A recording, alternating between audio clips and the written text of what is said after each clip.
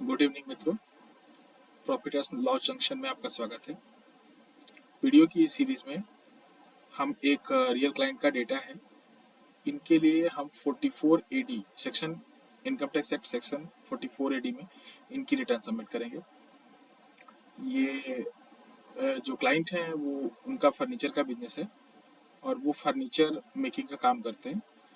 इनकी मैंने grass turnover 5,77,621 दिखाई है। आपके पास बहुत सारे ऐसे क्लाइंट होते होंगे जिन्होंने पूरे साल में क्या बिजनेस किया है वो बता नहीं पाते। तो इसके लिए आप जो है उनका बैंक स्टेटमेंट मांग सकते हैं। जिस भी फाइनेंशियल ईयर में आपको उनकी रिटर्न दाखिल करनी हो, उनका बैंक डिटेल आप उनसे मांग लीजिए और उसमें टोटल ट्रांजेक्शन्स नोट कर लीजिए कि कैश के कितने ट्रांजेक्शन्स हैं और उसमें ऑनलाइन इनकम कितनी आई हुई है। तो सेक्शन 44 एडी में जो आपकी कैश की इनकम है उस पर आप मिनिमम प्रॉफिट 8% दिखा सकते हैं और मैक्सिमम प्रॉफिट आप कुछ भी दिखा सकते हैं। वैसे मैंने अपने केस में 30% कैश पर और ऑनलाइन पे 25% का प्रॉफिट दिखाया हुआ है।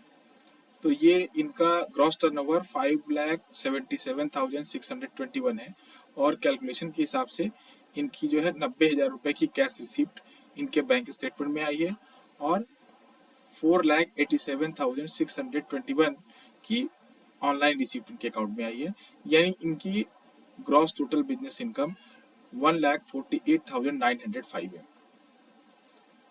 उसके बाद इनकी हम इनकम चेक करेंगे इनके 26 AS से AIS से कि इनकी अदर इनकम के सोर्स क्या हैं। जैसे मेरे केस में ये सेविंग से इनको इंटरेस्ट मिला हुआ है 1,494 का, तो इनकी ग्रॉस टोटल इनकम 1,50,399 बनती है। अगर आप पुरानी ओल्ड स्कीम में अपनी रिटर्न फाइल करते हैं तो आपके ये डिडक्शन अप्लीकेबल होंगे, अगर नहीं है तो आप इसको छोड़ सकते हैं। क्योंकि इनकम जो है बेसिक टैक्स लिमिट की बिल्कुल भी कम है, इसलिए इनका जो है वो आपको कोई टैक्स नहीं लगेगा और इन्होंने कोई काम किया होगा जिसपे इनको 540 रुपये का TDS मिला था जो इनका रिफंडेबल बनता है।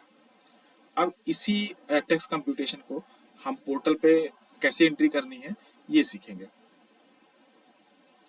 आपको वीडियो संबंधित कोई भी समस्या हो तो आप कमेंट बॉक्स में पूछ सकते हैं।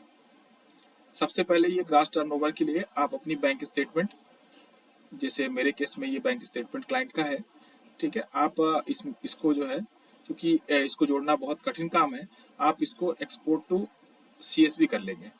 एक्सपोर्ट टू CSV ऑनलाइन जाके कर लेंगे, जैसे मैंने ये कर रखा है। इसमें आपको total income, total online income आपको जोड़ लेनी है और टोटल कैश की इनकम जोड़ लेनी है और यहाँ पे कंप्यूटेशन बना लेना है। जैसे मेरे केस में ये 90,000 था तो मैंने 30% ले लिया है और ऑनलाइन इनकम जो थी उसका मैंने 25% ले लिया है। इसके बाद हम पोर्टल पे चलेंगे, ठीक है। पोर्टल पे चलने के लिए आपको इनकम टैक्स पोर्टल पे आना है और आपको लॉगिन करना है। लॉगिन करने के लिए आपको यूज़र ID डालनी है जो जनरली पैन ही होता है। आप यहाँ पे पैन क्लिक करें, कंटिन्यू करें।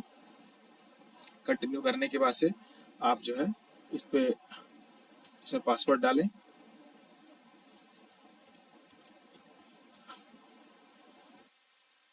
पासवर्ड डालने के बाद से कंटिन्यू करें।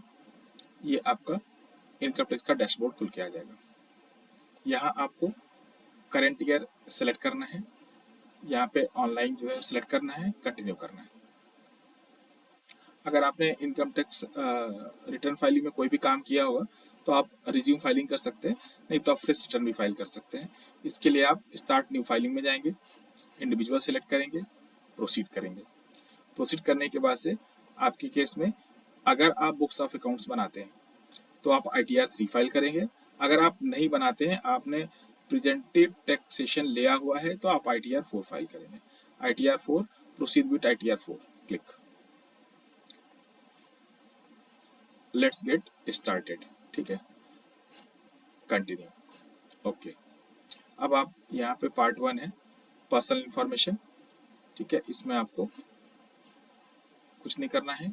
यहाँ पे आपको अदर सेलेक्ट कर लेना है, अदर्स के बाद से यहाँ नॉट एप्लीकेबल कर लेना है। ये अगर आप ओल्ड टैक्स रिजीम ऑप्ट करते हैं तो इसके लिए सारी इन्फॉर्मेशन है। अगर आप न्यू में जाते हैं तो आप इसको बस आपको कंफर्म करना है। यहाँ देखिए, यहाँ कह रहा है is the secondary address same as primary address. आपको यहाँ एडिट कर लेना है। एडिट करने के बाद से आपको ये बताना है कि जो हमारा प्राइमरी एड्रेस है वही सेकेंडरी एड्रेस है। आपको सेव कर लेना है। सेव करने के बाद से आपको फिर कंफर्म करना है। कंफर्म करने के बाद से आपको ग्रॉस टोटल इनकम डिक्लेयर करनी है। अब यहाँ पे B1 में लिखा हुआ है income from business and profession.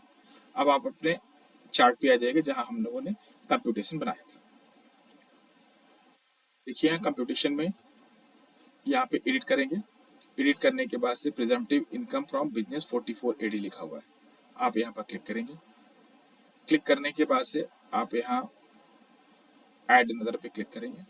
आप बिजनेस का नाम देंगे। हमारे क्लाइंट का जो है जो GST में रजिस्टर्ड नहीं है, क्योंकि इनकी लिमिट GST के नीचे है। आप नेम ऑफ बिजनेस में उनका नाम डाल सकते हैं। बिजनेस कोड आपको यहाँ से सिलेक्ट करना है। आप जो भी काम करते हो, ठीक है, आप बिजनेस का कोड यहाँ से सिलेक्ट कर सकते हैं। जैसे हमारे केस में हमारे क्लाइंट जो है वो फर्नीचर का काम करते हैं, तो आप यहाँ से फर्नीचर वाले बिजनेस कोड को सिलेक्ट करेंगे।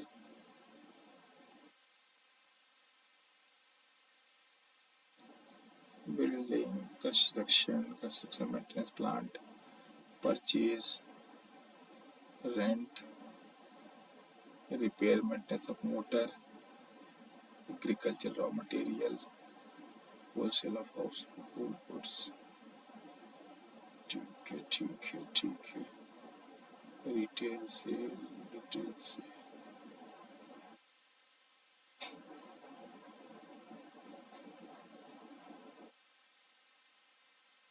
आपको अपना सेक्शन जो है सिलेक्ट कर लेना है।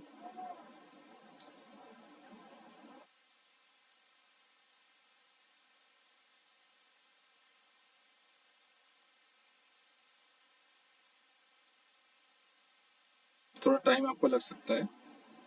आप यहाँ पर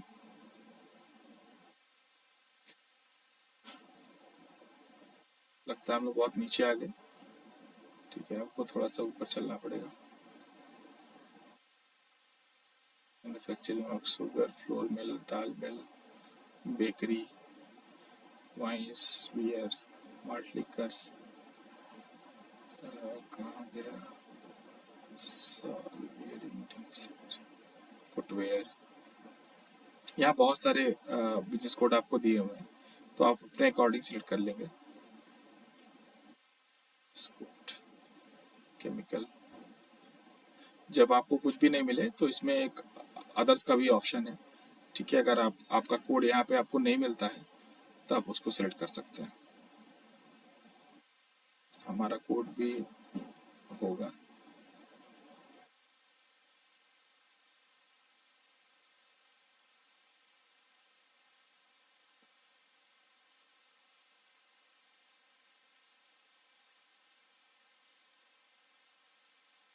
picture of locomotive, jewellery, sports would, चलिए।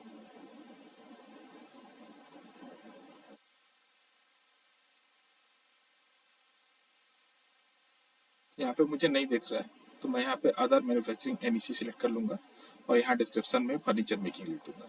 अब इसको सेव कर दूँगा। सेव करने के बाद से आप जो है यहाँ क्लिक करेंगे। क्लिक करने के बाद से इसको एडिट करेंगे।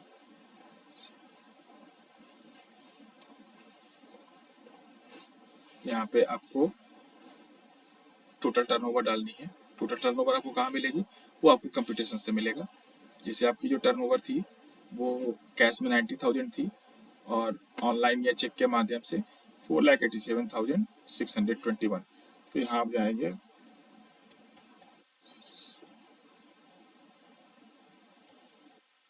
621 और यहाँ जो आपके कैश में आपको इनकम आई थी वो 90,000 की आई थी। इसके अदर कोई मोड है तो आप यहाँ डाल सकते हैं।